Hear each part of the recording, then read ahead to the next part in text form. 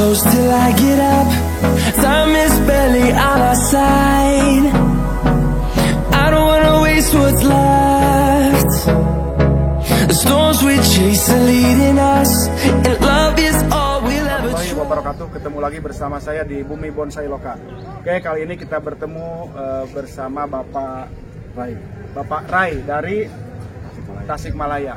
Oke, kali ini kita akan ngobrol-ngobrol pengetahuan mengenai bonsai gitu. Kebetulan kita ketemu di pameran bonsai atau Pamnas Kabupaten Ciamis. Kita ketemu dengan Bapak Rai ini, kebetulan dia juga mempunyai grup gitu dari bonsai. Nah, kita akan membahas tentang perbedaan antara grouping dan rafting. Oke Pak, bisa diperjelas bagaimana bentuk rafting dan bentuk grouping? Boleh. Oke, teman-teman, kita lihat. Bisa diperjelas sama Bapak Rai ini? Ada dua hal yang membedakan antara grouping dan rafting. Satu, dari satu batang itu tumbuh beberapa batang lagi, yang biasanya untuk memisahkannya ditandai dengan setiap batang itu ada mahkotanya, mahkota semu dan mahkota utama.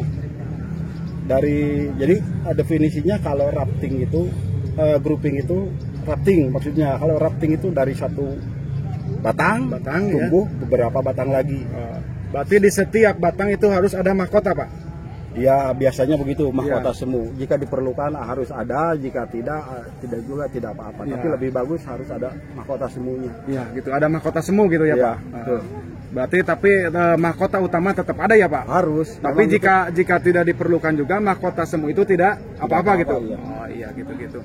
Terus dalam kasus penilaiannya gini, Pak. Misalnya apakah di grouping itu harus kelihatan ada akarnya keluar atau gimana, Pak? Biasanya grouping itu setiap batang selalu ada akarnya. Ya, program akar gitu, Pak.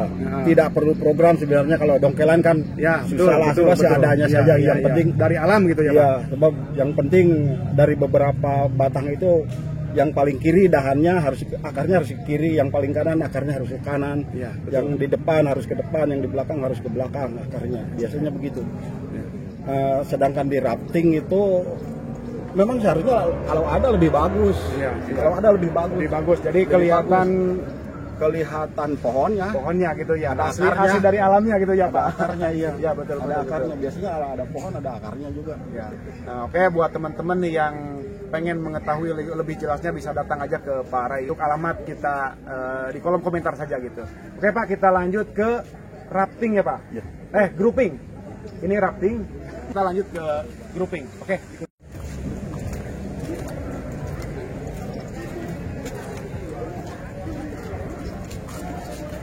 Oke teman-teman, ini adalah salah satu bonsai masih di prospek ya Pak. Ini bentuknya adalah grouping. Untuk penjelasannya silakan Pak Rai, bisa dijelaskan. Biasanya kalau grouping itu dari bentuknya seperti rumpun. Jadi di satu pot ini ada beberapa batang, ada pohon yang terpisah tumbuhnya, tetapi membentuk suatu koloni gitulah. Iya. Jadi satu grup gitu. Iya, membentuk satu grup. Makanya disebutnya grouping. Iya. Ini soal akar tadi seperti yang sudah dibilang, ini yang kalau yang tumbuh di kanan, tumbuh di kanan biasanya bagusnya harus ke kanan, tumbuh di kiri bagusnya ke kiri juga, yang di belakang ke belakang, yang paling depan harus ada ke depannya juga. Itu kalau menurut aturannya Pak, apakah pohon yang paling utama atau yang paling tengah itu apakah harus tinggi gede gitu pohonnya? Tidak perlu yang di tengah selalu paling besar, sebab kadang-kadang mahkota itu adanya di pinggir, disimpannya itu tergantung. Pohon saya juga tahu kalau pohonnya paling besar biasanya dirancangnya untuk jadi pohon utamanya yang memiliki mahkota utamanya, betul. Dan yang kecil-kecil sebagian yang lain itu sebagai pelengkap, biasanya hanya dijadikan mahkota semu sehingga kesan sempurnanya terlihat. Ya, betul Pak. Tapi apakah jikalau nih Pak di grouping ini ada mahkota di pinggir gitu Pak, mahkota utama, terus pohonnya gede gitu, apakah tidak akan mengurangi nilai? Tidak, sebab pertama selera itu berbeda-beda. Iya, betul. Terus kondisi pohon juga menentukan apakah harus disimpan di tengah atau di pinggir. Ya. Itu bonsai tahu itu. Ya, betul. Itu apa sebab misalkan akarnya hanya sebelah misalkan. Ya. Pohonnya besar dan tinggi. Ya disimpannya pasti di sebelah samping. Sebelah samping sebab akarnya hanya sebelah gitu. Tapi kalau akarnya memutar dan pohonnya besar, ya biasanya disimpannya di tengah. Jadi mahkota utamanya juga nanti adanya di tengah. Oke.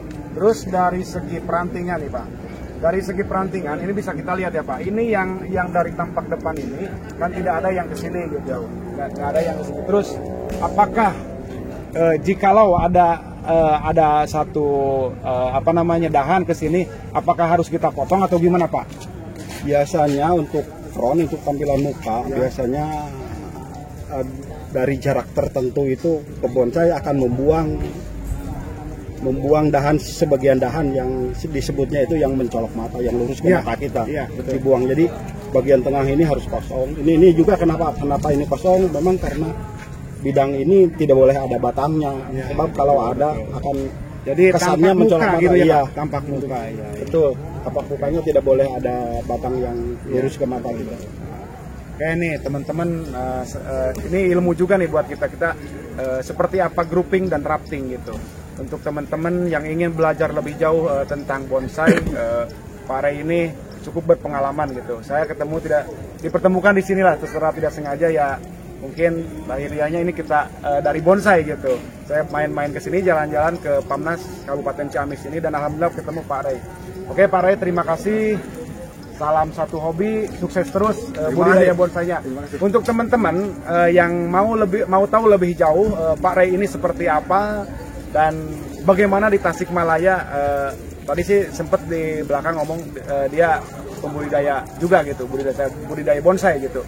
Oke teman-teman, untuk lebih tahu nanti informasinya di kolom komentar aja ya. Oke, terima kasih. Salam satu hobi. Wassalamualaikum warahmatullahi wabarakatuh. No, I don't wanna waste what's left. And